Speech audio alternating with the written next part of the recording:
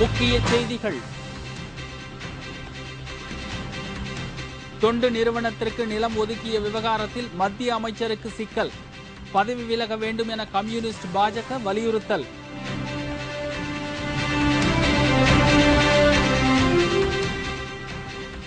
₹2500 கோடி ஹவாலா மோசடி வழக்கு. ஜார்க்கண்ட் முன்னாள் முதல்வர் மதுகோடா ஜாமீனில் விடுதலை.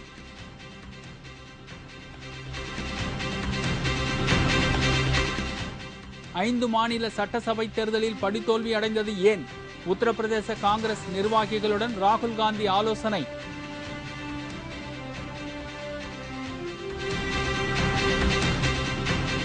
மக்கள் நல பணியாளர்களுக்கு வேலை வழங்கும் உத்தரவுக்கு இடைக்கால தடையால் ஊழியர்கள் விரக்தி.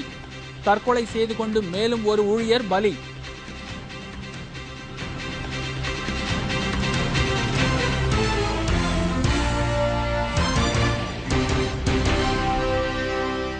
வணக்கம்.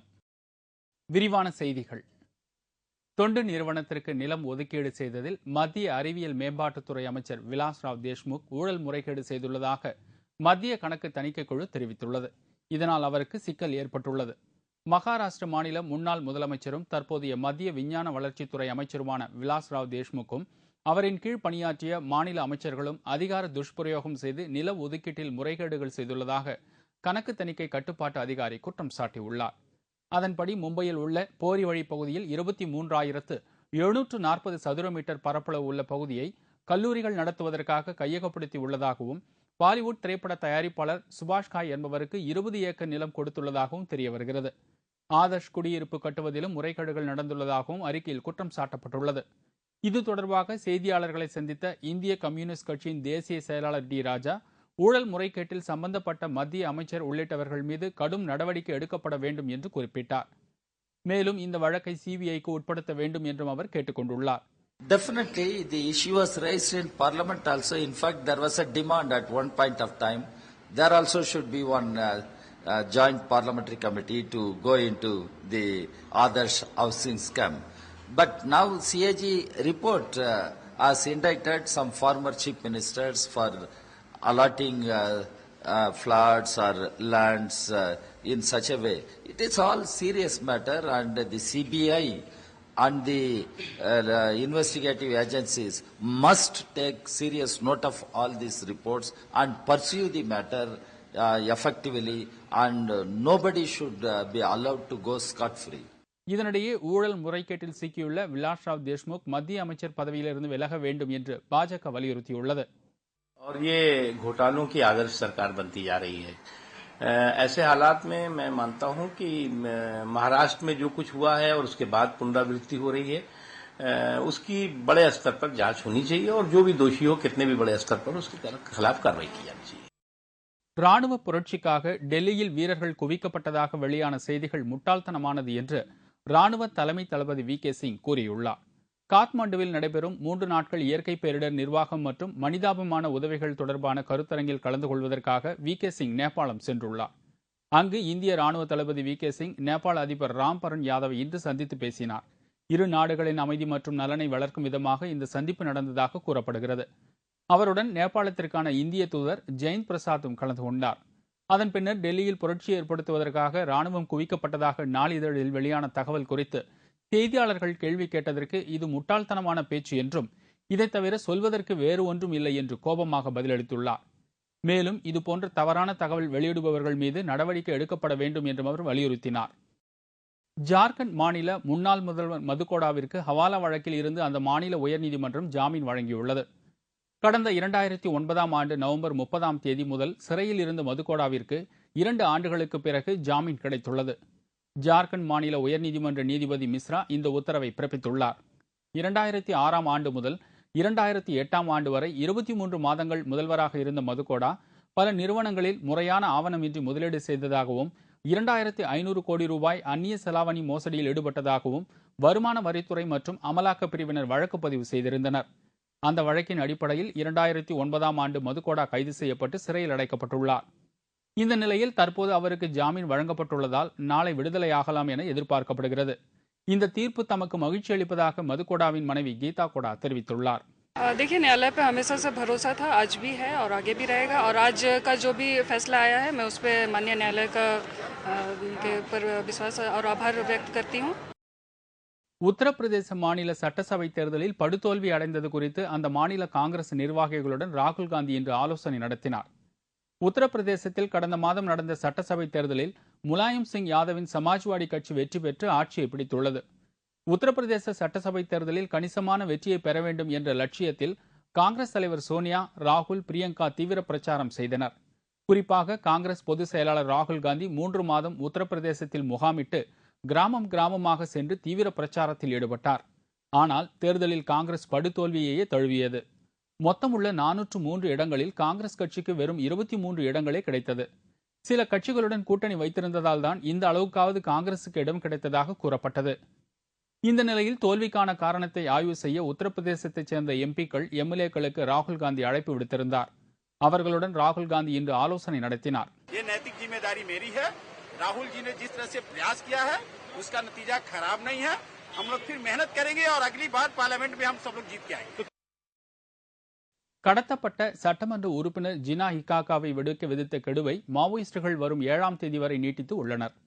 ஒடிசாவில் ஆளும் கட்சி எம்எல்ஏ ஜினா ஹிகாகா மற்றும் இத்தாலி சுற்றுலா பயணி ஒருவரை மாவோயிஸ்டுகள் பிணை கைதிகளாக பிடித்து வைத்துள்ளனர். இருவரையும் விடுவிக்க மாவோயிஸ்டுகள் 13 நிபந்தனைகளை அறிவித்தனர். மேலும் இன்று வரை காலக்கெடுவும் விதித்திருந்தனர். இதையடுத்து கடத்தப்பட்ட எம்எல்ஏவை மீட்கும் முயற்சியாக ஒடிசா மாநில அரசு மாவோயிஸ்டுகளின் முக்கிய கோரிக்கையை ஏற்பதாக அறிவித்தது. அதன்படி 27 மாவோயிஸ்டுகள் சிறையிலிருந்து விடுவிக்கவும் ஒடிசா அரசு ஒப்புக்கொண்டது. இதனிடையே முதலமைச்சர் நவீன் பட்நாயக்கை சந்தித்து பேசிய இத்தாலிய தூதர் கடத்தப்பட்ட பாலோ போசுஸ்கவை மீட்குமாறு வலியுறுத்தினார்.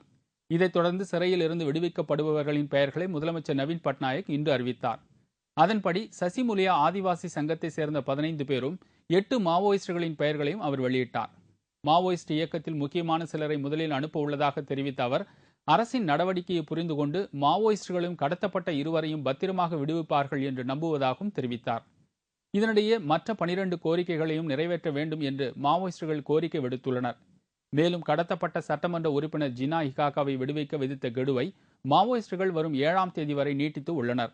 இது ஒடிசா அரசுக்கு கடும் நெருக்கடியை ஏற்படுத்தியுள்ளது. ராஜஸ்தானில் போலி என்கவுண்டர் வழக்கில் பாஜக சட்டமன்ற உறுப்பினரை மத்திய சிறப்பு போலீசார் கைது செய்துள்ளனர். ராஜஸ்தான் மாநிலம் ஜெய்ப்பூரில் சாராய கடத்தலில் ஈடுபட்டு வந்தவர் தாரா சிங். கடந்த 2006ஆம் ஆண்டு கைது செய்யப்பட்டு சிறையில் அடைக்கப்பட்ட இவரை அதன் பிறகு சிறப்பு போலீஸ் படையினர் காவலில் எடுத்தனர். தாரா சிங் மீது சுமார் 5 மாதங்கள் விசாரணை நடந்தது. பின்னர் அவர் என்கவுண்டரில் கொல்லப்பட்டார். இந்த என்கவுண்டர் விவகாரத்தில் ராஜஸ்தான் மாநிலத்தை சேர்ந்த பாரதிய ஜனதா கட்சி எம்எல்ஏ ராஜேந்திர ரத்தோர் தொடர்பு இருப்பதாக குற்றச்சாட்டு எழுந்தது. இந்த போலி என்கவுண்டர் வழக்கை சிபிஐ விசாரித்து வருகிறது. இந்த வழக்கில் தேடப்பட்டு வந்த முன்னாள் காவல்துறை உதவி இயக்குநர் ஏ.கே. ஜெயின் சிபிஐ சிறப்பு நீதிமன்றத்தில் ஏற்கனவே சரணடைந்து விட்டார். இந்த நிலையில் பாஜக எம்எல்ஏ ராஜேந்திர ரத்தோரை சிபிஐ போலீசார் இன்று கைது செய்தனர். आपके सामने बात कह रहा हूं जो षड्यंत्र सत्ता में बैठे लोग और शराब माफियाओं के गठजोड़ ने किया,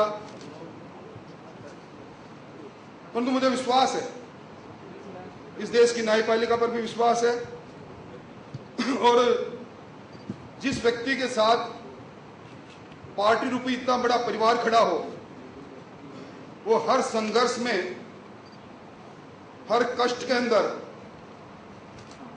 निश्चित तौर पर इन षड्यंत्रों का पर्दाफाश करके कभी पाक साफ होकर आपके बीच में उपस्थित होगा. குஜராத்தில் போலீசார் மற்றும் உள்ளூர்வாசிகளுக்கு இடையே நடந்த கலவர சம்பவத்தில் பலர் படுகாயமடைந்தனர். அகமதாபாத் நகரில் குழந்தையை கடத்த முயன்ற பெண்ணை போலீசார் காப்பாற்ற முயல்வதாக கூறி அங்குள்ள மக்கள் காவல் நிலையம் மீது கற்களை வீசி தாக்குதல் நடத்தி வன்முறையில் ஈடுபட்டனர். இதனால் போலீசார் கண்ணீர் புகை குண்டுகளை வீசியும் துப்பாக்கியால் சுட்டும் கலவரத்தில் ஈடுபட்டவர்களை கலைக்க முயன்றனர். அப்போது இரு தரப்புக்கும் இடையே ஏற்பட்ட கடும் மோதலால் அந்த பகுதியை போர்க்களம் போல் காட்சி அளித்தன.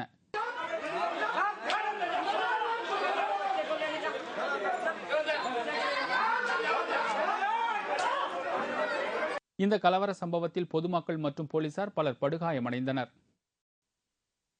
சென்னை உயர்நீதிமன்றம் விதித்துள்ள இடைக்கால தடையால் மனமுடைந்த மக்கள் நல பணியாளர் ஒருவர் தற்கொலை செய்து கொண்டுள்ளார். இந்த விவகாரத்தில் உயிரிழந்தோர் எண்ணிக்கை 2ஆக உயர்ந்துள்ளது. கடந்த ஆண்டு நவம்பரில் 13,500 மக்கள் நல பணியாளர்களை பணி நீக்கம் செய்த தமிழக அரசின் உத்தரவை எதிர்த்து மக்கள் நல பணியாளர்கள் உயர்நீதிமன்றத்தில் வழக்கு தொடர்ந்தனர். இதை விசாரித்த தனி நீதிபதி சுகுணா அவர்களை மீண்டும் பணியில் சேர்க்க வேண்டும் என்று அரசுக்கு உத்தரவிட்டார். இதை எதிர்த்து தமிழக அரசு தாக்கல் செய்த மேல்முறையீட்டு மனுவை விசாரித்த உயர்நீதிமன்ற நீதிபதிகள் தர்மாராவ், வேணுகோபால் ஆகியோர் அடங்கிய பெஞ்ச் தனி நீதிபதியின் உத்தரவுக்கு இடைக்கால தடை விதித்தனர். இதனால் அதிர்ச்சியடைந்த தஞ்சாவூர் மாவட்டம் களஞ்சேரியை சேர்ந்த பெண் மக்கள் நல பணியாளர் மகேஸ்வரி நேற்று மாரடைப்பால் உயிரிழந்தார்.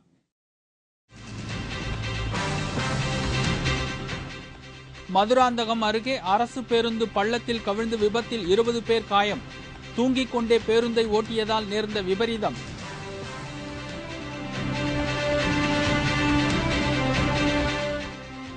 போலி மதுபானம் கடத்திய வாலிபர்கள் கைது. மதுவிலக்கு போலீசார் நடவடிக்கை.